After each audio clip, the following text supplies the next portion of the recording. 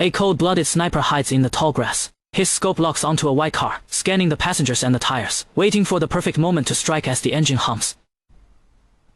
The trigger pulls. The tire explodes in a cloud of dust, sending the vehicle into a violent, screaming skid as the women inside lose control. The taxi plunges off the cliff. The assassin walks away calmly. Below, the wreckage hangs precariously over the crashing waves of the coastline, steam hissing from the twisted metal. The driver crawls out of the debris. He is dazed and bleeding. He looks back for his passengers. Anne and Gail are trapped inside. The ocean rages below them. They scream in pure terror. The driver pulls them to safety. He urges them to stay calm. They are shaken but alive. Anne asks what they hit. Gail wonders if she is forgotten. She blames his terrible driving. They rest on a dead log. The driver prepares to find help. He slips and falls on the sand. A car ignores their desperate waves. Another car appears in the distance. They try to look attractive to stop it. The speeding car crashes into a tree. A black convertible finally stops. The women sit right in the road. The passengers are stunned. They load their heavy luggage. They crowd into the small car. Gail sits on a stranger's lap. They arrive at the Grand Mansion. Mrs. Topper complains about the cold. She wants to return her coat. The convertible enters the driveway. Topper tries to hide from his wife. Mrs. Topper sees the other women. The mansion looms in the night. The car pulls through the gates. They doubt this is the right house. The porter moves the heavy bags. He wants to leave immediately. They wave goodbye to the car. The butler appears like a ghost. He is stern and cold-faced. Anne introduces herself to him. The heavy doors swing open. The hall is vast and empty. Suit of armor watch them pass. The housekeeper, Lillian, approaches. She is stiff as the walls. Anne meets the woman in charge. Lillian welcomes the young heiress. The master is waiting upstairs. Gail is told to wait behind. They walk through dark corridors. The family doctor greets them. He looks worried and tired. He needs a moment with Anne. Her father is in poor health. The meeting will be a shock. Anne prepares for the encounter. He has waited years for this. They enter the dim study. The old man sits by the fire. The doctor announces her arrival. Anne smiles through her tears. The doctor leaves them alone. Anne is speechless with emotion. He tells her she is beautiful. She feels his loving gaze. She looks just like her mother. They sit together in peace. It is her 21st birthday. She wonders why he waited so long. He respected her mother's wish. He was too sick to travel. Anne explains she brought a friend. Gail Richards is from Shanghai. He does not mind the guest. The house belongs to her now. The housekeeper winds the clock. She has worked here for decades. He presents a diamond necklace. The gems sparkle in the light. Anne is stunned by the beauty. She asks how her mother died. It was a tragic mining accident. A cave-in took her life away. The doctor stops the conversation. Anne bids her father good night. She leaves the study quietly. She searches for her friend Gail. Gail is waiting on the landing. The chandelier begins to creak. The heavy glass crashes down. Dust fills the dark hallway. They rush to see if she is hurt. Anne sits shaking in the debris. It was a terrifyingly close call. Gail jokes to hide her fear. Anne is tired and overwhelmed. The servant watches the scene. Gail wants a safer bedroom. The housekeeper leads the way. They enter the shadowed corridor. The Chinese room is gloomy. Anne is told this is her space. The atmosphere is suffocating. Gail hates the outdated decor. She wants to leave China behind. The waves crash against the rock. The sound is like a warning. The tides have been calling out. They cry for someone long gone. The servants offer a late dinner. Gail asks for salad and beer. Anne is too exhausted to eat. They share a warm embrace. The mood shifts to playfulness. Anne walks to her luxury suite. The room is fit for a queen. The butler brings champagne. Anne plays with the old radio. Gail dances in her silk robe. She knocks on the connecting door. Anne answers with a smile. Gail enters with the bottle. The room is a dream of white. Gail feels like a princess here. She jumps onto the soft bed. It is much better than before. She laughs and rolls around. Anne starts to unpack her bags. Gail is ready for a deep sleep. Anne gives her the best room. They argue over who stays where. They call each other Cinderella. Gail locks the door behind her. The doctor is reading in private. Topper asks about the girls. The maid is short and cryptic. She leaves the room in silence. Gail toasts to a good night. She settles into the pillows. She turns off the lamp nearby. The clock strikes the midnight hour. A shadow creeps in the corner. A man moves towards the bed. He draws the curtains wide open. Gail wakes and sees the killer. She struggles against his strength. She is overpowered in the dark. Her ghost rises from her body. She looks at herself in shock. The spirit flies into the sky. Clouds race across the bright moon. The wind howls through the trees. A lonely house stands in silence. Topper's name is on the mailbox. The gate opens all by itself. The curtains move without any wind. The maid senses a presence. She checks the empty terrace. Fear takes over her mind. Invisible hands pull the fabric. She runs away in a panic. The room is haunted by a soul. A fire burns in the grate. The ghost of Maria appears now. She reflects on her situation. She hears the couple arguing. Topper defends his own actions. His wife is jealous and angry. Marian watches them in silence. Clara screams about the other girl. She threatens to leave for good. Topper checks his own reflection. He thinks he looks quite fit. His wife says goodnight and leaves. He is just a banker, after all. An invisible weight hits the bed. Topper prepares to go to sleep. A cold foot touches his back. The ghost speaks to him clearly. He is paralyzed with fear. Marion greets him with a wave. This is truly a nightmare. She thinks it is all a joke. He wants her to leave his home. She wonders why she had to die. He tells her to go back. The ghost vanishes into the air. His wife comes back in the room. He pretends to be dreaming. She does not believe a word. Topper is not so sure of that. She will talk when he is sober. He reaches for the drink cabinet. Marion reappears in the chair. She threatens him with a prank. He asks where they are going. Back to the Carrington mansion. He refuses to go with her. She is scared to go all alone. He shouts his final refusal. She sits on his bed instead.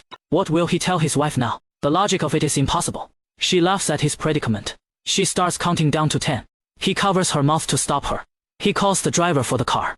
Eddie is asleep in his bed. He answers the ringing phone. The car arrives at the mansion.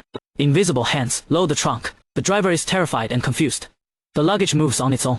He trembles as he enters the car. They are going to find the body. The mansion is dark and cold. Marion points to the bedroom. Topper asks how they get in. The doors pop open by themselves. They walk through the dark garden. Footprints appear in the snow. Eddie is pale with fright. The shadows stretch out far. His eyes are wide with shock. More prints form on the path. He looks for the source of it. He asks for a private word. Topper tells him to hurry up. Marion grabs Topper's arm. Eddie screams at the sight. The car starts by itself now. They try to climb the wall. Marion pushes him up high. Topper reaches the window ledge. They enter the dark bedroom. The flashlight scans the mess. Marion sees her own body. She screams at the vision. She has been stabbed to death. She can't believe her eyes. She drinks a bottle of wine. They go down to find the phone. The operator does not answer. The phone lines are cut off. They stay close in the dark. A man with a gun appears. Topper explains about the phone. The owner is very suspicious. It is late for a visit. Topper is caught by the group. He says he called the police. He shouts that there is a murder. They look at him with doubt. The butler asks for order. They found him wandering inside. They go to check the bedroom. They march up the stairs now. They burst into the girl's room. The window area is empty. Topper looks for the body. He says she was right here. The girl enters the room alive. They are all relieved to see her. They think Topper is crazy. He insists it was another girl. They tell him to control himself. A note is found near the vase. Gail has left a goodbye letter. He is having hallucinations. He is asked his current age. The man checks his pupils. He is diagnosed with a mental split. He points out his car outside. The car arrives at the stairs. A woman screams for Cosmo. The driver is packing in a rush. He wants to leave the ghosts. He says things move on their own. Topper is afraid of losing his mind. Gail's disappearance is worrying. She walks through the big door. The taxi driver is at the gate. She looks at him with surprise. He is looking for his money. She opens the metal latch now. He wants $26. She realizes she forgot to pay. He calls it a magic act. She runs across the wide hall. He follows her to the landing. She is scared to go up alone. He is hesitant to go up too. She begs him for his help. He doesn't want to get involved. She nods her head in silence. He agrees to stay by her side. They walk down the dark hallway. She enters her bedroom quickly. A man in black hides there. She screams and faints away. The man jumps out the window. The driver looks at the fall. The maid runs into the room. Gail is unconscious on the rug. A crowd gathers around her. They ask who the stranger is. She slowly opens her tired eyes. The driver tells his own story. A knife is found on the ledge. The father is deeply worried now. She is gasping for some air. They decide to call the law. She leaves with the maid's help. Topper talks to the pretty ghost. She laughs at his crazy ideas. He wants to leave the house. The wood door opens slightly. His wife Clara stands outside. They face each other with heat. The maid joins the conversation. People come down the stairs. Clara asks about her husband. She is searching for the girl. The maid whispers, a secret. Clara is shocked by the news. They enter the small room now. Topper is panicking inside. The ghost turns into smoke. They walk into the big lounge. Clara reaches for the phone dial. Eddie is shivering in his coat. She talks to the operator. He is afraid of the shadows. The police station is quiet. She gives a full description. She describes his bald head. The detective is very amazed. She hangs up with a bang. Eddie walks down the hall. A floating match scares him. The smoke rings fill the space. He runs down the corridor. His coat is being held back. A crow pecks at his ear. He falls into a water pool. A sea lion pushes him back. Topper walks through the house. He sees a dress floating alone. He feels awkward and shy. The ghost appears in the dress. They leave the room together. They rush down the stairs. The police talk to the butler. They hide in the cold room. Clara looks for him in the kitchen. The hall is empty and dim. They talk about some cake. The sea lion is on the dock. He is struggling with waves. He screams for some help. They are in the library now. The detective is very angry. He feels like a total fool. The body is still missing. The lawyer tries to be calm. They mention the lost letter.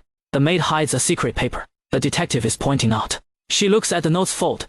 A paper flies through the air. He gives orders to the men. They eat cake in the kitchen.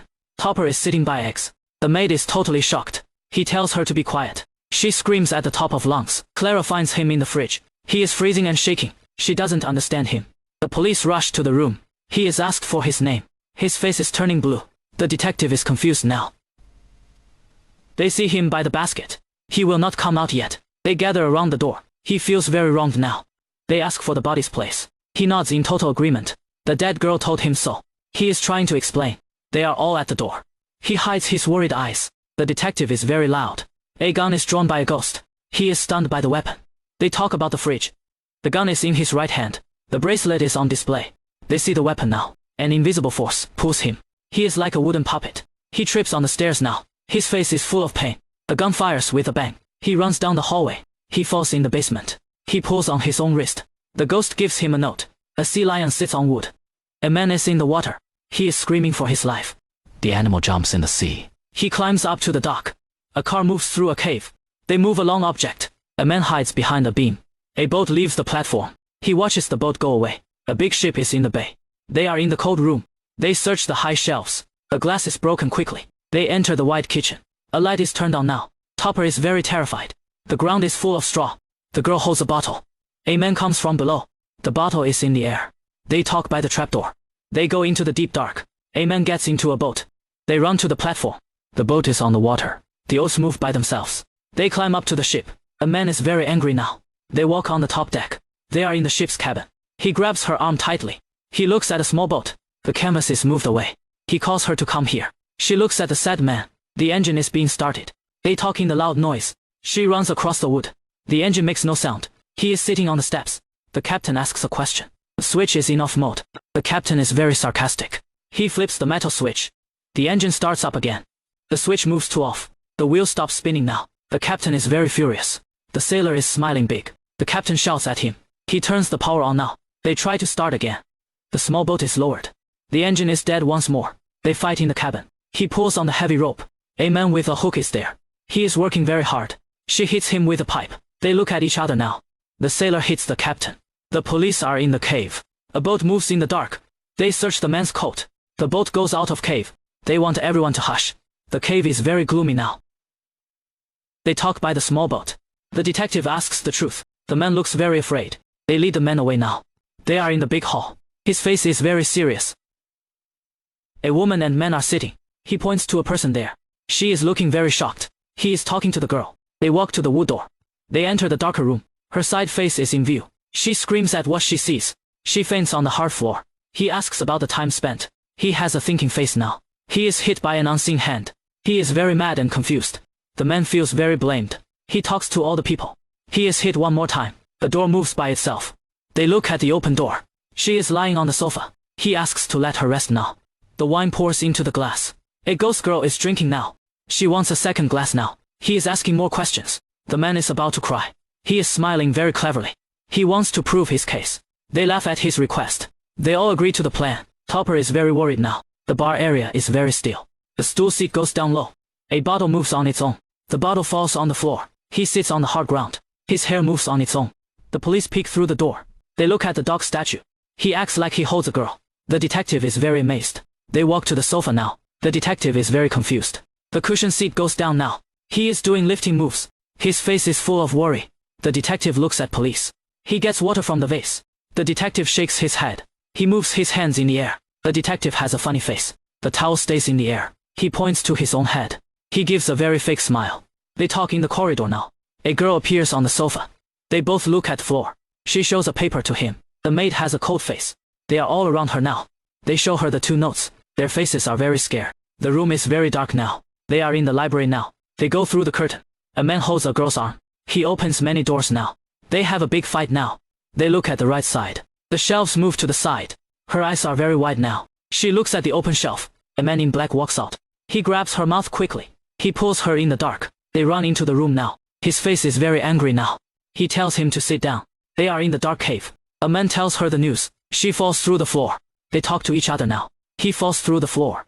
He falls into the water. The sea lion is very happy. He is in the water now. He pushes against the wall. The door opens in the wall. He looks very nervous now. A black shadow is moving. His face is in the dark.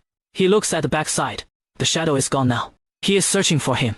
They have a big fight now. She is screaming very loud. He is on the hard ground. He points the gun at him. He starts to dance funny. She kicks him very hard. She tries to wake him up. He looks all around him. They are in the library. He tells him not to sit. She asks about the rain. He falls through the floor. A water pool is below. He pulls a metal handle. The floor comes back up.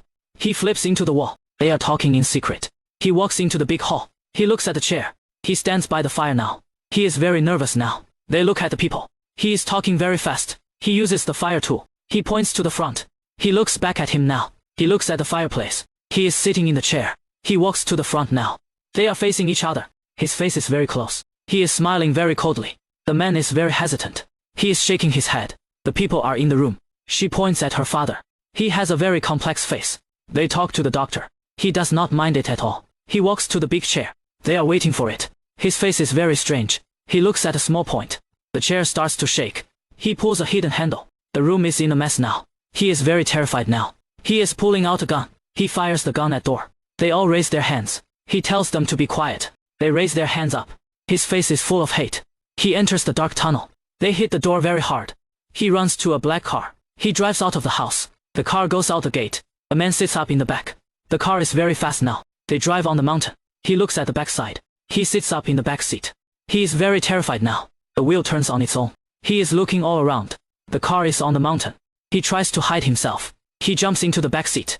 The car is very fast now. The bus is in the front. He screams very loudly. The car goes through them. He looks at the backside. The car hits a wood sign. He is shaking in the car. The car hits some oil cans. The wood is in the air. He is in the back seat. The car is very loud now. The screen is very dark. He has a wood sign now. The car is in the trees. The car hits a big tree. Another car is on the road. A ghost rises from body. He looks at his own hands. The ghost is in the car. They sit on the tree trunk. They talk to each other. Her face is very serious. He is moving his hands. They talk to each other. He writes on the paper. The police are on the road. They check the dead body. He is reading the letter. The police are very sorry. He is not her real father. He gives a letter to her. She disappears into air. He asks a question now. They walk to the right side. She is looking for him. He jumps in the back seat. His face is very scared. She is sitting in the car. She is driving the car now. They disappear into smoke. The car goes far away now. The words are on the screen. The names are moving up.